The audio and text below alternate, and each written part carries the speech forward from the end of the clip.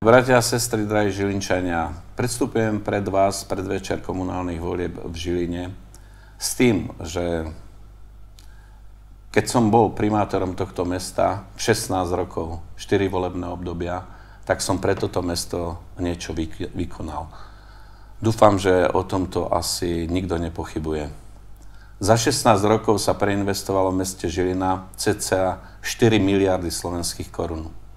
Postavili sme skutočne veľké investičné celky. Som hrdý zvlášť na to, že sa mi podarilo postaviť 1200 bytových jednotiek, ktoré sa odovzdalo Žilinčanom.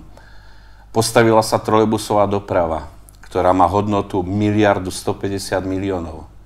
Toto všetko sme z drvivej časti postavili za svoje vlastné peniaze a zdroje.